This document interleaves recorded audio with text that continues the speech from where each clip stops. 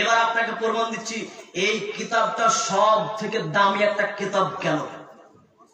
আল্লাহ এই কিতাবের ব্যাপারে একটা আয়াতে বলছেন কি, ইন্না নাহনু নাযালনা যিকরা ওয়া ইন্না লাহু লাহাফিজুন। আল্লাহ এই কিতাবের ব্যাপারে বলছেন নিশ্চয়ই আমি এই আল্লাহ এই কিতাবটাকে অবতীর্ণ করেছি এবং নিশ্চয়ই এই কিতাবের সংরক্ষক আমি আল্লাহ নিজেই। এই কথাটা আপনারা সাধারণ ভাবে লিখছেন মনে হয়, আর আল্লাহ বলছেন কিতাবটা আমি অবতীর্ণ করেছি এবং এই কিতাবের সংরক্ষক আমি আল্লাহ নিজে। আমি আল্লাহ নিজেই, পৃথিবীর কারো ক্ষমতা নেই এটাকে রাখাবা।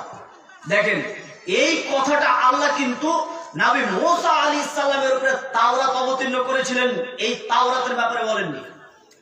দাউদ আলাইহিস সালামের উপরে জাবুর নাজিল করেছিলেন, জাবুর কিতাবের ব্যাপারে আল্লাহ এই কথা বলেননি। ঈসা আলাইহিস সালামের উপরে ইনজিল কিতাব দেওয়া হয়েছিল, ইনজিল কিতাবের ব্যাপারে আল্লাহ এই কথা বলেননি। একমাত্র শুধুমাত্র কোরআনের ব্যাপারে বলছেন এই কিতাবকে আমি আল্লাহ অবতীর্ণ করেছি, এই কিতাবের সংরক্ষক আমি আল্লাহ নিজেই। এর নগদ প্রমাণ হচ্ছে পৃথিবীতে তাওরাত কিতাব রয়েছে, শুনেছেন না? শুনেছেন, দেখতে পাওয়া যায় না। ইনজিল কিতাব মিউজিয়ামে রাখা রয়েছে মিশরে। কিভাবে রেখেছে তারা, অরিজিনাল ডুপ্লিকেট জানি না, মিউজিয়ামে রাখা হয়েছে ইনজিল কিতাব। জাবুর তার চোখেই নেই, 1450 বছর হয়ে গেল এই কিতাব এখনো রয়েছে। এটা একটা বুঝালাম। নাম্বার 2, 2011 এবং 12 সালের একটা সমীক্ষাতে বলা রয়েছে যে গোটা ভারতবর্ষ, পৃথিবী নয়, গোটা ভারতবর্ষের ভিতরে শুধুমাত্র এই বছর 11 এবং 12 এই মাঝের এই বছরটাতে, এই 11 থেকে 12, এই 2011-12 এই মাঝের যে এক বছর, এই এক বছরের সমীক্ষাতে বলা হয়েছে যে এই বছর ভারতবর্ষে শুধুমাত্র কোরআনের হাফিজ হয়েছে 10 থেকে 12 হাজার হাফিজ। একজনকে বলেন ও ইহুদিরা, আরে তোমাদের কিতাব ইনজিল কিতাব, একজন তোমাদের ইনজিলের হাফিজ আছে? ও ইহুদিরা, খ্রিস্টানরা, তোমাদের কিতাব ইনজিল কিতাব, একটাও কি তোমাদের হাফেজ আছে? নেই। এই কিতাবের আল্লাহ নাজিল করেছেন, এই কিতাবের সংরক্ষক আল্লাহ নিজেই। ওয়াসিম নেজমি বেশ কিছুদিন আগে এই কিতাবের ব্যাপারে একটা কথা বললেন কি, যে এই কিতাবের ভিতরে 26টা আয়াতকে মুছে ফেলে দিতে হবে সংবিধানে। একটা সুপ্রিম কোর্টে পেশ করে দিল, 26টা আয়াতে বৈষম্য করা হয়েছে। যদিও তার ব্যাপারে আর আমি বক্তব্য দিতে চাই না, রহিত হয়ে গেছে, আইনকে বাতিল করে দিয়েছে। কেউ কোরআনকে মুছার ক্ষমতা রয়েছে? আর এখন ইদানিং বর্তমানে ওয়াসিম সরকার, আবার নাম একই, আবার মা ওয়াসিম সরকার সোশ্যাল মিডিয়াতে দেখতে পেয়েছেন যে বলছে নাকি কোরআনের ভিতরে অনেক ভুল রয়েছে, আর এটা নাকি অরিজিনাল কোরআন নয়। ওর কথা হিসাবে যে বদরের যুদ্ধে অরিজিনাল কিতাব কোরআনটা পুরো ছাই হয়ে গেছে, 27 জন শয়তান মিলে নাকি এই কিতাবটাকে লিখেছে। আশ্চর্য। এই আমাদের বাংলা ভাষী কথা, বাংলাতে বিজেপি সরকার, বিজেপির আপনার এমএলএ ওয়াসিম সরকার বলছে যে এই কোরআনটা নাকি অরিজিনাল নয়। ওর কাছে একটা কিতাব রয়েছে, 21,000 টাকা খরচ করে বাংলাদেশ থেকে একটা কিতাব এনেছে।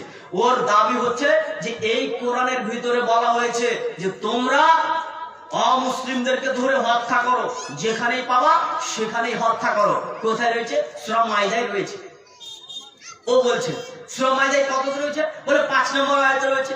5 নম্বর আয়াতে আল্লাহ বলছেন, শোনো অমুসলিম, তোমাদেরকে আল্লাহ যেগুলো নিষিদ্ধ 4টি যে মাস করেছেন, এই নিষিদ্ধ 4টি মাস পরে তোমরা মুশরিকদের সঙ্গে তোমরা যুদ্ধ করো, তাদেরকে যেখানে পাও সেখানেই হত্যা করো, তারা যেখানে যাওয়া আসা করে সেখানে উট পেতে বসে থাকো। তবে যারা নামাজ পড়ে, যারা রোজা রাখে, যারা কালেমা পড়েছে, এদেরকে ছেড়ে দাও। এই কথা বলেছেন সূরা মাইদার 5 নম্বর আয়াতে। আর তারপরের আয়াতে আবার আল্লাহ বলছেন, শোনো, যদি কোনো মুশরিক যদি তোমাদের কাছে আশ্রয় চায় তাহলে তোমরা তাকে আশ্রয় দাও, আবার তাকে গন্তব্যস্থানে আবার তোমরা পৌঁছে দাও। এবার এই কিতাবটা অত সহজে বুঝে নেবেন? এই কিতাবটা একজন হিন্দু অত সহজে বুঝে নেবেন? আরে 16 বছর ধরে মাদ্রাসায় আমরা লেখাপড়া করার পরে একটা আয়াতের তাফসীর খুঁজতে 14-15টা তাফসীর দেখতে হয়। ও শুধুমাত্র কোরআনের তর্জমা হয়ে গেল?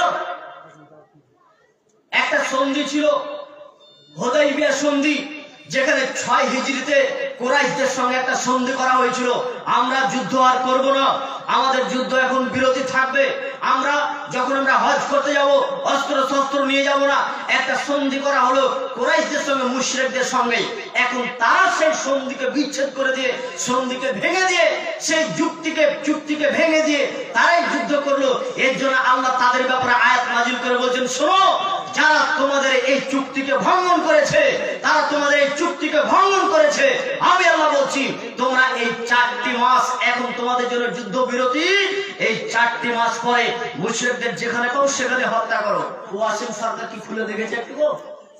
আমি এখন তাকে বলছি, তুমি যে কিতাবটা পেয়েছো আর তুমি যে এই কিতাবের ব্যাপারে বলছো, আল্লাহ তোমাকে কেন, আল্লাহ তোমাকে, তোমার বাপকে, তোমার 14 গোষ্ঠীকে আল্লাহ চ্যালেঞ্জ দিয়ে রেখেছে, চ্যালেঞ্জ।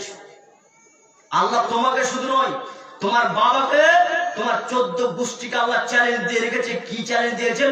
আল্লাহ বলেন, ওয়া ইন কুনতুম ফি রাইবিন মিম্মা নাযালনা আলা আবদিনা ফাতু বিসূরাতিন মিন মিসলি ওয়াদউ শুহাদাআকুম মিন দুনিল্লাহি ইন কুনতুম সাদিকিন।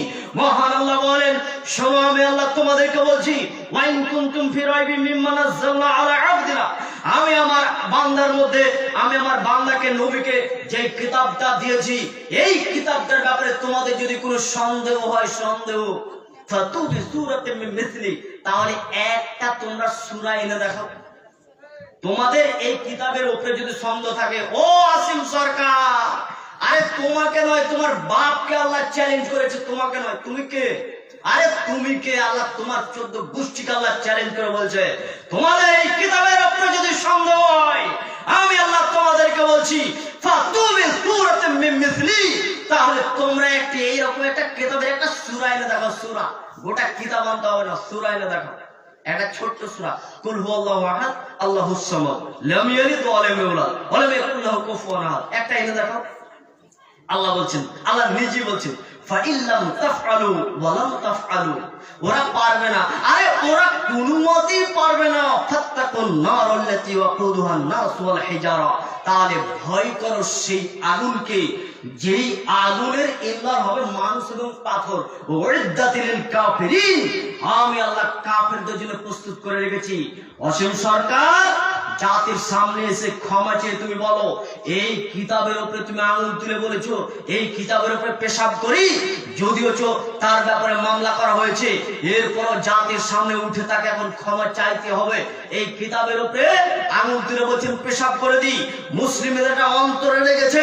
শুনুন, আল্লাহ সূরা বাকারার ভিতরে বলছেন, লা ইকরাহা ফিদ্দীন, দিনের ব্যাপারে কোনো জোর জবরদস্তি নেই, দিনের ব্যাপারে কোনো জোর জবরদস্তি নেই। কোন একজন হিন্দুকে, একজন অমুসলিমকে ধরে কেউ বলতে পারে না যে তুমি বলো লা ইলাহা ইল্লাল্লাহ, বলো, এই কথা কোথাও বলা নেই। আল্লাহ বলছেন, খবরদার বলিও না। তোমাদের ধর্ম কেমন, মুসলমানদের যেখানে পাই সেখানে দাড়ি ধরে বলে জয় শ্রীরাম বলো। জয় শ্রীরাম শব্দটা এখন এমন হয়ে গেছে সবজির মতো, এমন হয়ে গেছে জয় শ্রীরাম যে এখন সবজির মতো। আচ্ছা, আপনাদের হিন্দুদের সঙ্গে চলাফেরা হয় না? আমরা পশ্চিমবঙ্গে বসবাস করি, আমাদের প্রতিদিন, আমার নিজের কথা বলছি, প্রতিদিন হিন্দুদের সঙ্গে কথাবার্তা, উঠা বসা, ফোন আসে, গল্প সবসময় চলতে আছে। আমরা সবাই এখন বসবাস করছি, কিন্তু এখন হিন্দু আর মুসলিম নিয়ে ঝগড়া লাগিয়ে দিয়েছে। আপনারা জানেন এটা কেন? কেন আপনাকে বলে দিচ্ছি।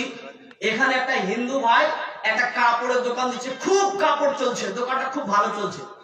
আর একজন হিন্দু যদি ওখানে আগে পাশে আরেকটা দোকান দিয়ে দেয়, ওর দেখে, তাহলে এখন ওর কাস্টমার এর দিকে আসবে। আচ্ছা, ও ভালো বলবে না খারাপ বলবে? হ্যাঁ, একটা জমিতে দুটা জমি রয়েছে, দুটাই হিন্দু, পরস্পর জমিতে একসঙ্গে ভুট্টা লাগিয়েছে। একজনের ভুট্টা পুড়ে শেষ হয়ে গেছে, একজনের ভালো রয়েছে। আচ্ছা, একজন অর্ধেক ভুট্টা একে দিয়ে দেবে? দিবে না। কেন? সবাই চাই আমার অর্থ সম্পদ বৃদ্ধি হোক, সবাই চাই আমার টাকা পয়সা বেশি হোক, সবাই চাই আমি সুখে থাকি। আজকে হিন্দু মুসলিম নিয়ে আজকে এই ভারতবর্ষের ভিতরে হিন্দু মুসলিম লাগিয়ে দাঙ্গা লাগিয়েছে। আর একটি কারণ, সেটা হচ্ছে যারা নেতা রয়েছে এরা জানে, মোদি জানে ভারতবর্ষের ভিতরে আমি কি করে রেখেছি, কত কি ক্ষতি করে রেখেছি। এখন যদি হিন্দু মুসলিম এদেরকে যদি আমি ভালো করে এদেরকে যদি মিলিয়ে রেখে দিই, এরা দুজন এক হয়ে আমাকে এই ভারত থেকে তাড়িয়ে দেবে। কি করতে হবে?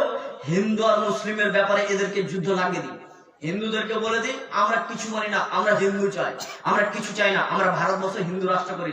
ও হিন্দু ভাইরা, আরে তোমাদেরকে বলি, যেই নেতা তোমাদেরকে ভোটের আগে বলে আমরা হিন্দু বুঝি, আমরা হিন্দু বুঝি, দেখো এসি গাড়িতে ঘুরে 10টা বডিগার্ড নিয়ে ঘুরে, তোমাদের এই হিন্দুর ভিতরে অনেকে কুড়ে ঘরে রয়েছে, এক টাইম খাবার পায়, এক টাইম খেতে পায় না। তুমি একটু চিন্তা ভাবনা করো, বিবেক কি শেষ হয়ে গেছে? এই ছেলে শোনো, সবাই চাই নিজের অর্থ সম্পদ বৃদ্ধি হয়ে যাক। আল্লাহ রাসূল বলেন শোনো, পৃথিবীর ধ্বংসের পূর্ব লক্ষণ হচ্ছে ওই একসরুল হারাজ, হত্যাকাণ্ড বৃদ্ধি হয়ে যাবে। পৃথিবীর ধ্বংসের পূর্ব লক্ষণ হচ্ছে হত্যাকাণ্ড বৃদ্ধি হয়ে যাবে। হত্যাকাণ্ড বাড়তে বাড়তে, হত্যাকাণ্ড বৃদ্ধি হতে হতে এতদূর বাড়বে, মানুষ তার পড়োশীকে হত্যা করবে, মানুষ তার নিজের ভাইকে হত্যা করবে, মানুষ তার নিজের পিতাকে হত্যা করবে।